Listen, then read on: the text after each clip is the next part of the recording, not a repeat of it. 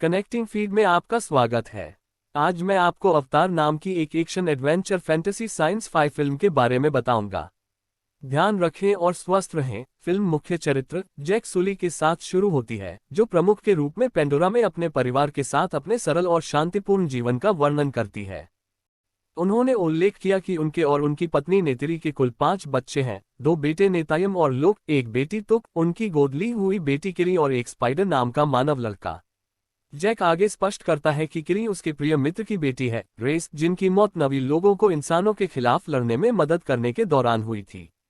Spider री के लिए वह पीछे छूट गया था जब सभी मनुष्य अपना खोकर पृथ्वी पर लौट आए थे। युद्ध। जैक का कहना है कि बच्चे एक साथ खेलते हैं और एक दूसरे का अच्छे से ख्याल रखते हैं।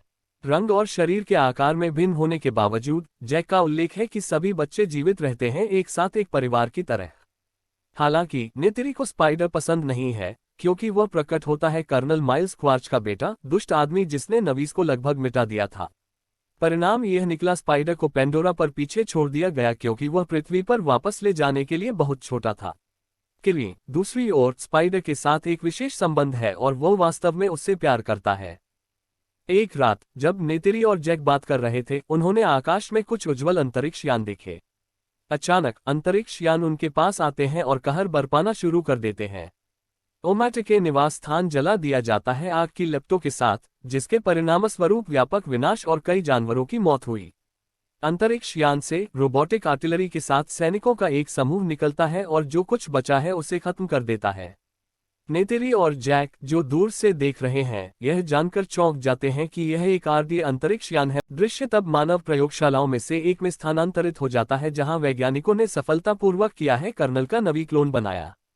उन्हें स्मृतियों और आंकड़ों से भर दिया गया है जो उनकी मृत्यु से पहले एकत्र किए गए थे। इस वजह से कर्नल का क्लोन सब कुछ जानता है, सिवाय किसने और कैसे मारा।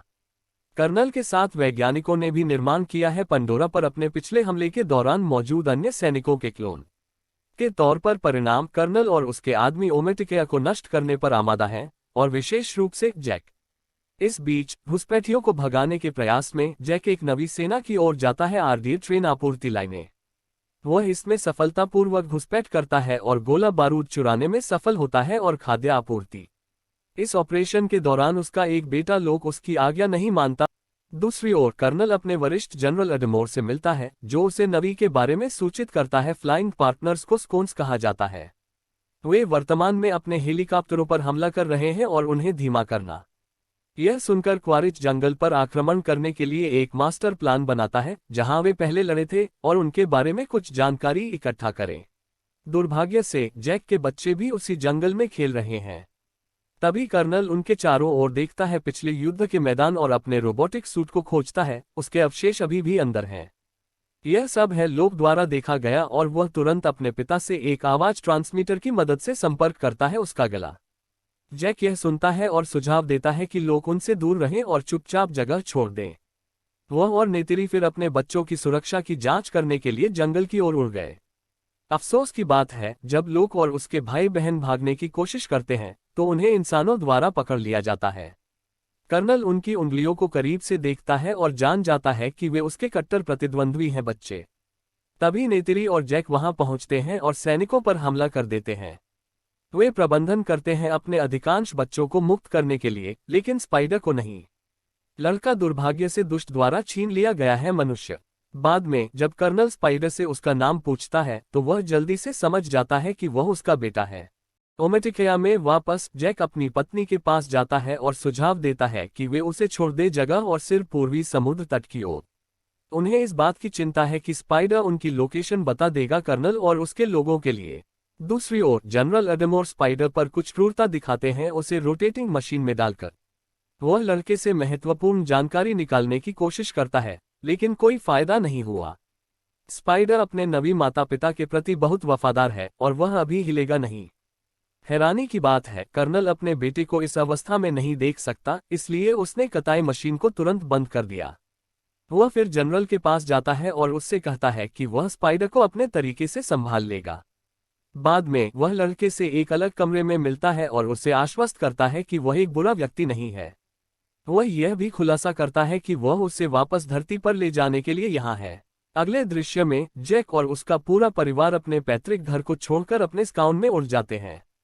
कुछ दिनों तक उड़ान भरने के बाद अंत में वे मेटकाइना नामक स्थान पर पहुंचते हैं, जहां एक और नवी जनजाति रहती है। हैरानी की बात यह है कि यहाँ रहने वाले नवियों का रंग फीका होता है और वे पानी में रहना पसंद करते हैं। जैक और उसके गिरोह को देखकर वे उनकी शक्ल का मजाक उड़ाने लगते हैं। जल्द ही जनजाति के प्रमुख टोनोवारी अपनी पत्नी के साथ वहां पहुंचते हैं। उसे शक होने लगता है जैक और उसके परिवार, और उल्लेख करते हैं कि वे पानी में जीवित रहने के लिए उपयुक्त नहीं हैं। हालांकि अपने परिवार को बचाने के लिए बेताब, जैक वादा करता है कि वे कुछ ही समय में जगह के अनुकूल हो जाएंगे। वह अपने बच्चों को पढ़ाने के लिए भी कहते हैं। जैक के बच्चे कैसे तैरते हैं और पानी के चारों ओर घूमने के लिए अपने विशेष जीवों का उपयोग करते हैं। अनुरोध को स्वीकार करते हुए टोनोवारी के बच्चे अपने नए दोस्तों को समुद्र में ले जाते हैं और शुरू करते हैं उन्हें मूल बातें दिखा रहा है। जैसा कि यह सब हो रहा है, लड़की किरी को समुद्र की गहराई में देखा जा सकता है। हैरानी की बात है, वह जगह के लिए अच्छी तरह से अनुकूलित हो गई है और यहाँ तक कि कुछ समुद्री जीवों को भी नियंत्रित कर सकती है।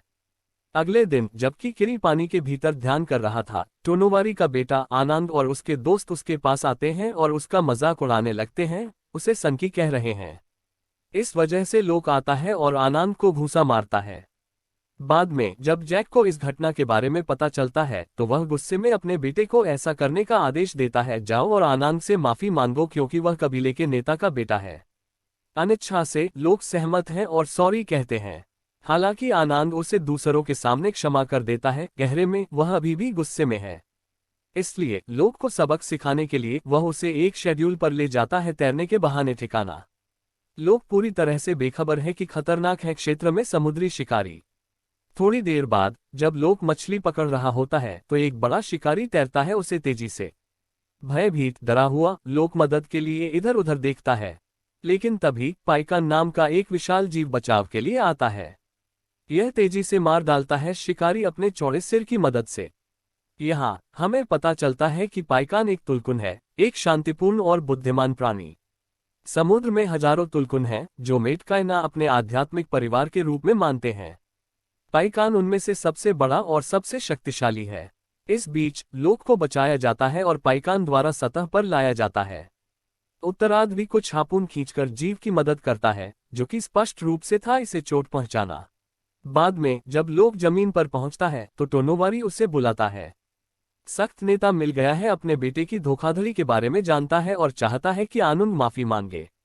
हालांकि निस्वार्थ लोग अपने कार्यों के लिए जिम्मेदारी स्वीकार करता है और झूठ बोलता है कि आनंद के पास करने के लिए। इसके साथ इससे अंततः आनंद को समझ में आ गया कि नई नवीस खराब नहीं है। कुछ समय बाद लोग अपने भाई और दोस्तों के साथ फिर से मिलता है और समझाता है पैकिन ने कैसे अपनी जान बचाई। उसके आश्चर्य करने के लिए कोई भी उस पर विश्वास नहीं करता। दूसरी ओर स्पाइडर कर्नल को कुछ नवी संस्कृति के बारे में बताता है और उसे ले जाता है हलेलुजा पर्वत उसके लिए एक तिरछी का चयन करने के लिए। सबसे पहले कर्नल संघर्ष करता है, लेकिन जल्द ही वह इसे पकड़ लेता है और इसे इधर उधर उड़ा देता है। कुछ ही देर में उसे भी जानकारी हो जाती है जैक के संभावित स्थान के बारे में और अपनी सेना के साथ मेटकाइना रीफ की ओर जाता है। पहुंचने पर वह कुछ जल नवियों का सामना करता है और पूछता है कि क्या वे जैक को जानते हैं। जब नवीस कहते हैं नहीं, दुष्ट मनुष्य उनमें से एक को मार डालते हैं और उनके घर भी जला देते हैं। कोई विकल्प न होने पर कर्नल ने अपनी टीम को प्लान बी के लिए जाने का संकेत दिया। अब वह बड़ी संख्या में टुलकुन्स को मारना चाहता है, उम्मीद करता है कि यह अंततः जैक को बाहर निकाल देगा।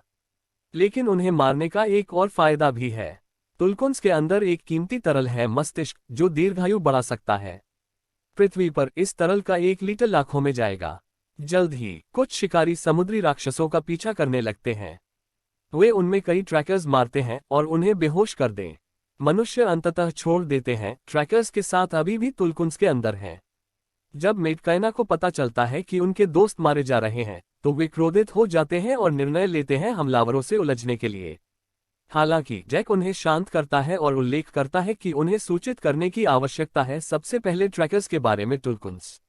यह एकमात्र तरीका है जिससे वे भविष्य की हड़ताल को रोक सकते हैं। जैसे ही लोक यह सुनता है, वो अपने सबसे अच्छे दोस्त को सूचित करने के लिए निकल जाता है, पैकिन, इसके बारे में। आनंद और कुछ अन्य स्थानीय लोग भी उसके साथ शामिल हो जाते हैं।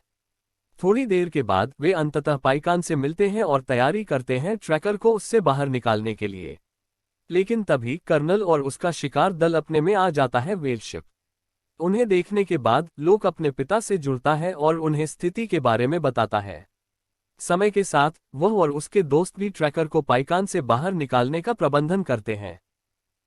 इसके बाद वे पानी के भीतर छिप जाते हैं जबकि कर्नल का दल उन्हें ढूंढने लगता है। कुछ देर खोजने के बाद वे अंततः किरी और तुक को ढूंढते हैं और उन्हें एक जाल में कैद कर लेते हैं। लोक जाल को फाड़ने की पूरी कोशिश करता है। शीघ्र ही द कर्नल आता है और उन्हें जहाज की रेलिंग से बांध देता है। इसके बाद वह लोक का कॉलर ट्रांसमीटर लेता है और जैक को अपने बच्चों की सुरक्षा के लिए आत्मसमर्पण करने के लिए कहता है। एक जोखिम भरी चाल में वह अचानक डेक पर कूद जाता है और अपने बड़े पैमाने पर चलना शुरू करता है। यह बहुत सारे सैनिकों को दूर फेंक देता है और जहाज को नष्ट कर देता है। लाभ उठाते हुए इस व्याकुलता के कारण जैक और मेटकाइना ने भी कर्नल और उसकी सेना पर अपना हमला शुरू कर दिया। वे अपने बच्चों को बचाना चाहते हैं लेकिन बदला भी चाहते हैं। इस बीच स्पाइडर कंट्रोलर को तोड़ देता है व्हेल शिप की, जिससे यह चट्टानों से टकराती है और पानी को इसके अंदर भरने देती है।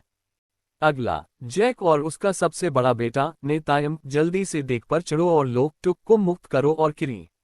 नेतायम भी उसके साथ जुड़ जाता है और थोड़ी खोजबीन के बाद वे मिल जाते हैं मकड़ी। जब वे जहाज छोड़ने वाले होते हैं कर्नल नोटिस करता है और आग लगा देता है। दुर्भाग्य से नेतायम को एक गोली लगी और वह गंभीर रूप से घायल हो गया। लोक और स्पाइडर तुरंत उसे किनारे पर अपनी मां के पास ले जाएं, लेकिन अत्यधिक खून बहने के कारण वह गुजर जाता है दूर। अपने बेटे को अपनी आंखों के सामने मरता देख नेत्री जोर जोर से रोने और चीखने लगती है। इस बीच दुष्ट कर्नल किरी और टुक को अपने तिरछे इस्तेमाल से पकड़ने में कामयाब हो जाता है। वह बाद में जैक से जुड़ता है और खुलासा करता है कि उसकी दोनों बेटियां उसके साथ हैं। यह जानकारी मिलने के बाद जैक किसी तरह नेत्री को शांत करता है और उसे अपने साथ शामिल होने के लिए मना लेता है और उनकी बेटियों को बचाओ।